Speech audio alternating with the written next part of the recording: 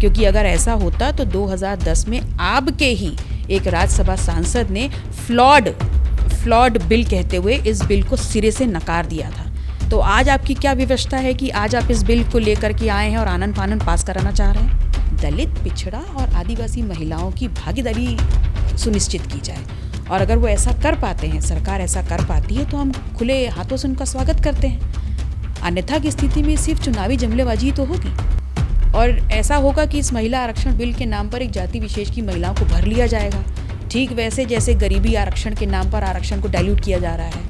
OBC का 27% reservation तो इस देश में लागू है, लेकिन उसके बावजूद क्या 20% रिजर्वेशन लोगों को मिल रहा है? उसी बात की तो लड़ाई है। चाहे आप 69,000 शिक्षक भर्ती में देख लीजिए, जो घोटाला हुआ है उस प्रतिशत को लेके ही तो हुआ है। तो वो जो छात्र हैं वो लड़ के मरे जा रहे हैं, उनको नहीं मिल रहा है। तो आप जो नया लेके आ रहे हैं, क्या उस महिलाओं को आप जो जिनको अवसर मिलने चाहिए उन महिलाओं के साथ आप न्याय कर पाएंगे? नए संसद भवन प्रवेश करने के साथ ही आज मोदी सरकार ने एक बड़ा दांव चल दिया है। 2024 लोकसभा चुनाव को साधने के लिए महिलाओं को बढ़ाने के लिए महिला आरक्षण बिल आज पेश किया। विपक्ष किस तरीके से इस बिल को देख रहा है, क्योंकि 2024 का चुनाव पास में है, महिला आरक्षण बिल पास होने के बाद किस तरीके से देखते हैं आप? देखिए, वुमेन रिजर्वेशन बिल पर कुछ भी बोलने से पहले इस बात को समझना बहुत महत्वपूर्ण है कि उच्च वर्ग की महिलाओं के सापेक्ष में या उनके मुकाबले इस देश में जो दलित है, जो पिछड़ा और जो आदिवासी महिलाएं हैं, 75 साल की आज़ादी के बाद भी उन महिलाओं की स्थिति इस देश में बहुत ख़राब है। तो अगर सरकार ये महिला रिजर्वेशन बिल ला रही है तो सबसे पहले वो सुनिश्चित करे इस महिला आरक्षण में कि विधि संगत जो है दलित, पिछड़ा और आदिवासी महिलाओं की भागीदारी सुनिश्चित की जाए, और अगर वो ऐसा कर पाते हैं, सरकार ऐसा कर पाती है, तो हम खुले हाथों से उनका स्वागत करते हैं। अन्यथा की स्थिति में सिर्फ चुनावी जुमलेबाजी तो होगी, और ऐसा होगा कि इस महिला आरक्षण बिल के नाम पर एक जाति विशेष की महिलाओं को भर लिया जाएगा, ठीक वैसे जैसे गरीबी आरक्षण के नाम पर आरक्षण को डाइल्यूट किया जा रहा है। 24 का चुनाव है, करोड़ों महिलाओं को अपने पाले में करने के लिए सरकार ने बड़ा दांव खेला है। देखिए, आज़ादी से पहले भी और 75 साल की आज़ादी के बाद भी इस देश की आधी आबादी परिवार का निर्माण करने के साथ साथ देश के निर्माण में भी हर क्षेत्र में अपनी योग्यता दिखा रही है, उसके प्रमाण मिलते हैं। और सिर्फ इस बिल को सदन में लाने के साथ आप महिलाओं की सोच और उनकी योग्यता और उनके निर्णय को अपने पक्ष में नहीं कर सकते, क्योंकि अगर ऐसा होता तो 2010 में आपके ही एक राज्यसभा सांसद ने फ्लॉड बिल कहते हुए इस बिल को सिरे से नकार दिया था। तो आज आपकी क्या विवशता है कि आज आप इस बिल को लेकर के आए हैं और आनन फानन पास कराना चाह रहे हैं? पल्लवी जी, एक सवाल रहेगा। मायावती ने इस बिल का समर्थन किया है और ये भी कहा है कि 33% के बजाय अगर ये 50% हो जाए और जो SC/ST के लोग हैं इनको बढ़ावा दिया जाए। देखिए, संख्या महत्वपूर्ण नहीं है, महत्वपूर्ण ये है कि संख्या आप जो भी निर्धारित करेंगे इस बिल के माध्यम से, क्या वो उस समाज के लोगों को अवसर दे पाएगी जिसकी लड़ाई है आरक्षण? क्या दलितों को, पिछड़ों को और आदिवासी महिलाओं को उस प्रतिशत में अवसर मिल पाएंगे आगे बढ़ने के? लड़ाई सिर्फ अवसर मिलने की है और आगे बढ़ने की है।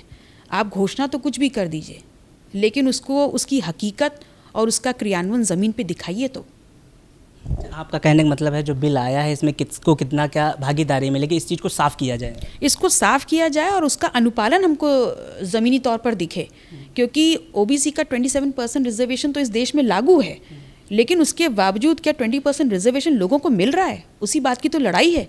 चाहे आप 69,000 शिक्षक भर्ती में देख लीजिए, जो घोटाला हुआ है उस प्रतिशत को लेके ही तो हुआ है।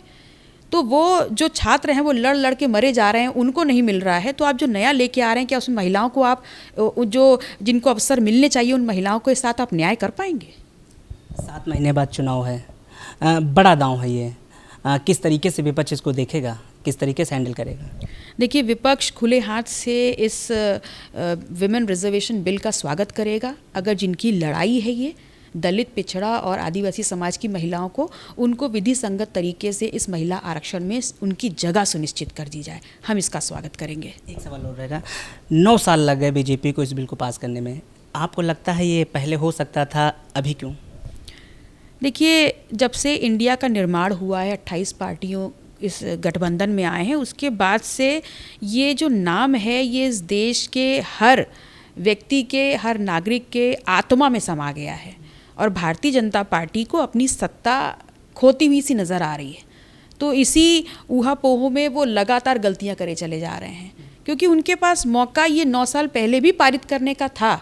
तब उन्हीं के राज्यसभा सांसद ने फ्लॉड बिल कहते हुए इसको नकार दिया था और बोला था कि इससे सोसाइटी में जो है विभाजन हो जाएगा, डिवीज़न हो जाएगा। तो आज आप कैसे लेके आ रहे हैं इस बात को?